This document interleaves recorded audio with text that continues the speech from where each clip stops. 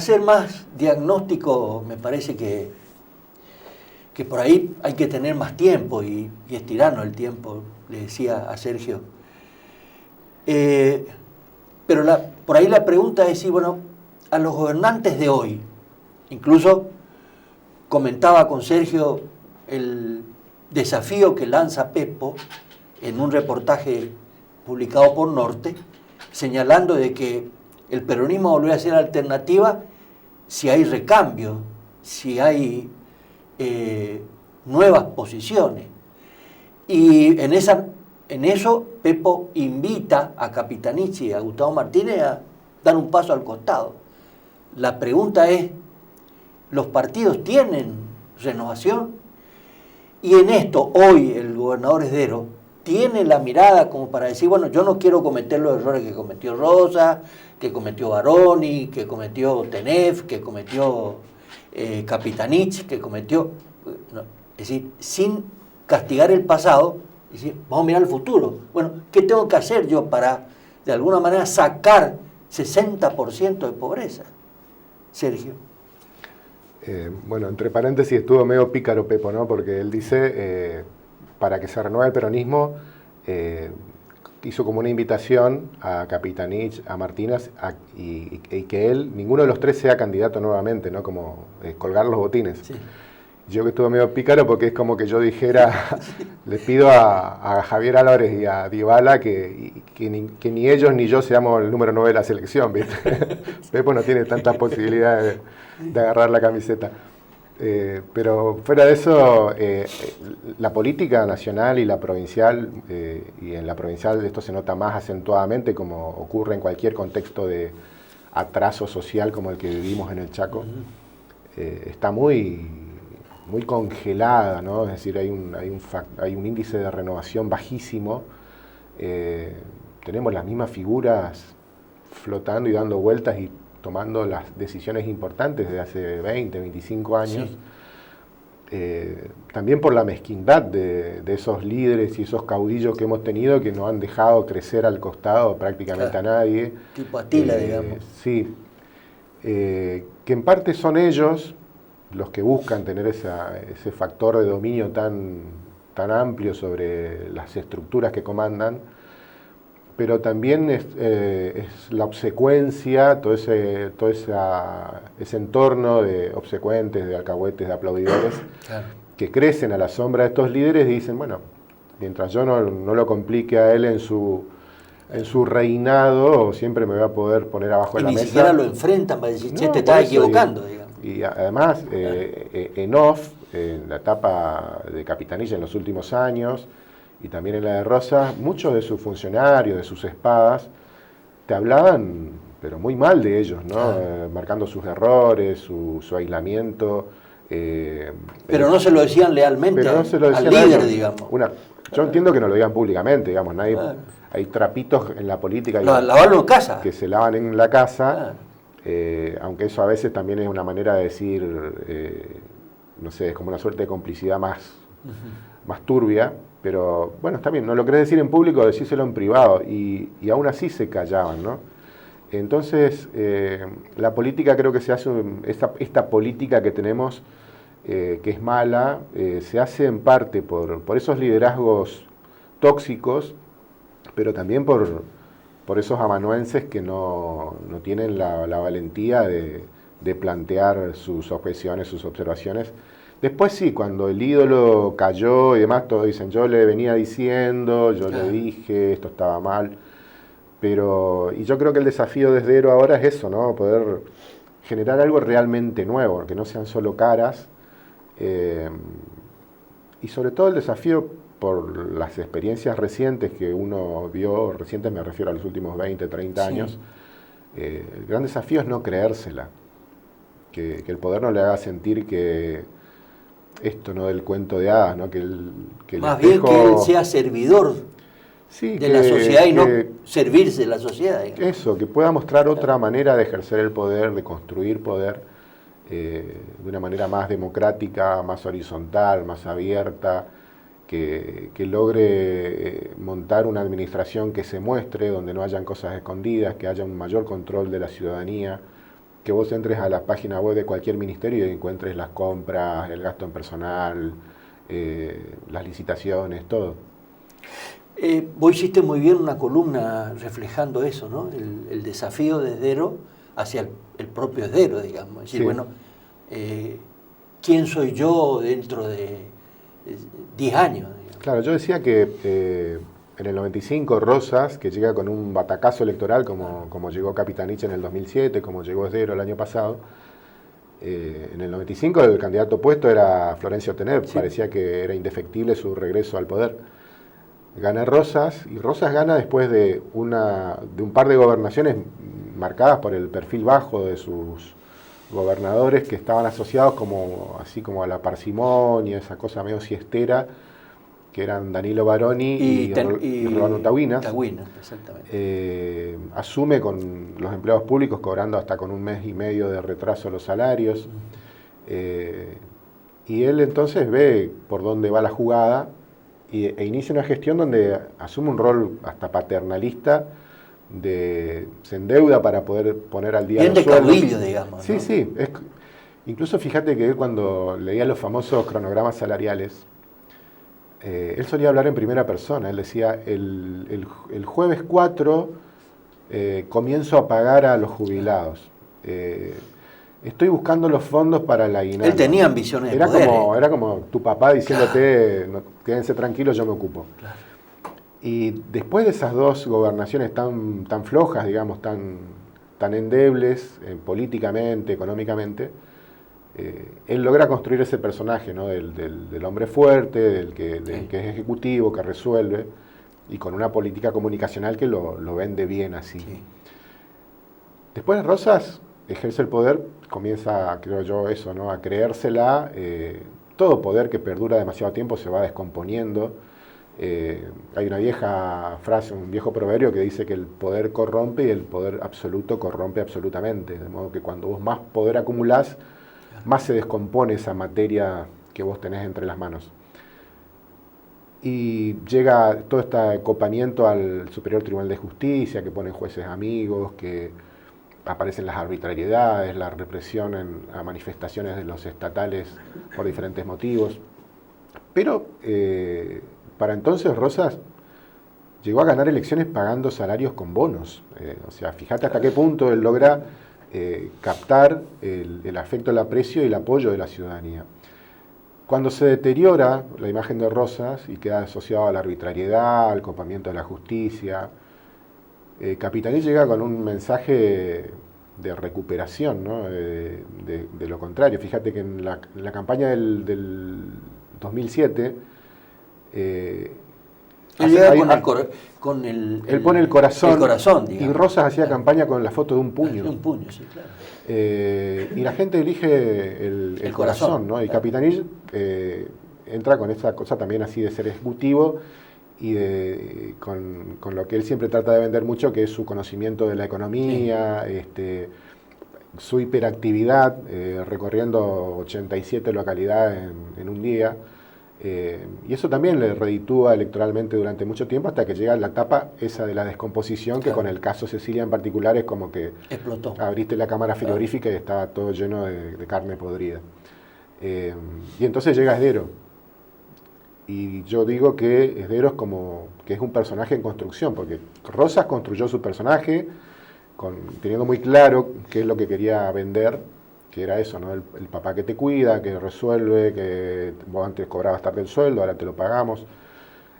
Capitanich llega bueno, vamos a dar calidad institucional, vamos a mejorar la economía, vamos a dejar de tener fábricas cerradas. Y Esdero llega como, bueno, eso es lo que él tiene que dilucidar. Llega, así como Capitanich ganó en el 2007, más por el cansancio que el poder de Rosas había generado. Yo te diría que más que perdió Rosa que ganó. Por eso te digo, fue más por el cansancio social frente al poder de Rosas, que ya llevaba 12 años, claro, más allá de los 4 años de gobernación de Nikich, pero todos sabemos que el que tenía la manija era Rosas. Sí, sí. También pasa lo mismo ahora, la gente en realidad, más que elegir a Esdero, quería desalojar a Capitanich. Claro. Y el voto fue en contra de Capitanich. Pero eso te sirve para ganar. Claro. El tema es que para gestionar... Legitimidad de origen. Exacto. ¿Y la legitimidad de gestión? Y ahora tiene que construir su personaje, ¿no? Tiene que... un desafío bravo porque el país está tan mal como quizás... ¿Tiene un gabinete que lo acompañe en esto? Es decir, porque de eso va a depender el éxito de él, ¿eh? El gabinete que sea capaz de decirle, Leandro, te estás equivocando en esto, te estás equivocando en esto, no nos equivoquemos en esto que ya es pasado. Sí, sí, no, y en gestionar cosas nuevas, no Claro. solo en detectar errores, ¿no? Claro. También se lo ve a nivel nacional, digamos, Milei tiene un gabinete bastante flojo, digamos, ¿no? Es como que recién ahora... Desastre. Tantos Mirá, meses... la Petovelo sigue teniendo... hablaban de la intermediación y ahora ellos son la intermediación. Y bueno, y terminan redescubriendo la política, ¿no? Eso que parecía una mala palabra, al único político o parecido a lo político que tienen en el gabinete, que es Francos, lo ponen al comando de todo el vínculo con el Congreso, que están... O sea, se dan cuenta que la política es lo que va a ser el éxito de la gestión. Y acá... Bueno, a mí me parece que el desafío de Esdero es ese, ¿no? No solo evitar que se incendie la provincia por todas las restricciones económicas nacionales. Si la economía llega a mejorar, él también va a ser un beneficiario de eso, pero tiene que, creo yo, también mostrar un cambio en la calidad de vida, digamos, en la calidad de oportunidades, te diría. Por ejemplo, el tema educativo es un fracaso histórico de nuestra provincia. Sí, sí.